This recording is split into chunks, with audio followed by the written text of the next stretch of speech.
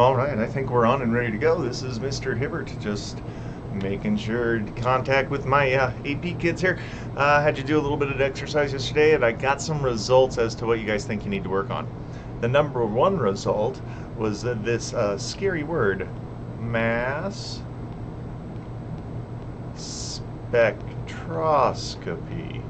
Okay, so mass spectroscopy is it's a method in which we look at compare masses of different elements or isotopes.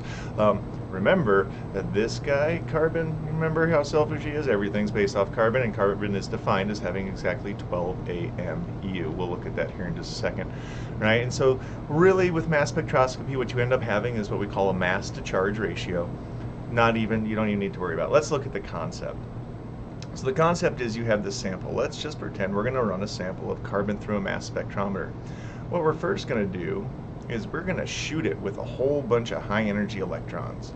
I hate it when that happens. High energy electrons. There's a high energy electron. We're going to shoot it through this sample. We're going to shoot it so hard that the electrons on carbon are going to get sprung off. So what's going to come out on this side is a carbon with a charge, specifically a positive charge. We're going to accelerate this sucker so that it gets moving fast. We accelerate it in an electric field. As it gets accelerated into an electric field, we're going to shoot it through a magnetic field. So here's our magnetic field, right? This side up here we'll call negative, this side we'll call positive. Pause it for a second, tell me which way the carbon's going to go. Which way is it going to be deflected as it goes through that magnetic field? Okay, good, I'm pretty sure you got it right. So we've got a detector over here. This carbon is going to go flying through here, and it's going to maybe go up here. But crazy, not all carbons weigh the same, so some won't be deflected as much as others. And so maybe we end up with this kind of a situation. Maybe this one, we have a whole bunch get deflected up here, right? A few maybe here, and maybe just a little tad bit, right? So we could look at this as being our most massive version of carbon, this being our least massive version of carbon. When you look at a graph of this, what you get, or at least the data, you get something like this. This will be AMU down here. This will basically your percent abundance, or a fractional percent of what you got through. It's usually 1.0 total, right, and gives you out a percentage. And maybe you have a 12, maybe you have a 13, maybe you have a 14. And as you're shooting through this, like every time you get a little 12, it's going to go beep, beep, beep, beep, beep, beep, beep, beep, beep, beep, beep, and then maybe you get a little more massive one, beep, beep, beep, beep, beep, and maybe you get just a couple here, right?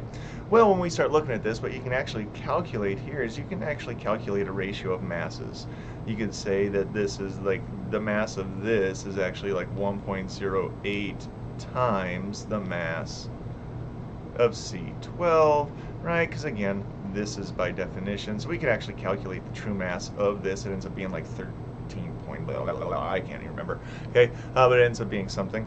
And then all we need to do now, from this point in time, we've got the percent abundance by this little mark, and that'll give us readings. Maybe this is a 0.95, and maybe this is a 0.2, and maybe this is a, or maybe that's 0.3, and this is a 0.2 natural abundance, and all, or O2, sorry.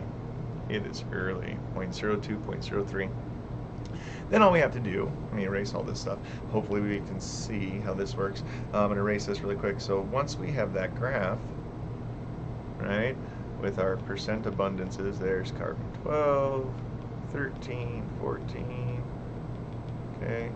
Then all we have to do is we have to take our mass, in this case 12 AMU, times the percent abundance we see here, percent abundance in fractional form, or in decimal form, plus 13 AMU, except for we'd use the actual one there, times percent abundance, plus 14 AMU times its percent abundance. If we do this math here, well, lo and behold, what should we get? We should calculate, this should all equal the average atomic mass found on the periodic table. Basically the concept with mass spectroscopy. And you can use it to do things like you can run enzymes through there and look at the amino acids they're made of. You can do all kinds of fun stuff with mass spectroscopy. Again, It's through the process of ionization, running things through a magnetic field, mass to charge ratio. Heavier things take corners slower than lighter things. Sound okay? I will come up with a question. I'll probably post it on Google Classroom for you all to try to handle it later on this afternoon. And we'll kind of see how that works. I am going to be signing off if I can figure out how to sign off. It's been a blast. You're wonderful.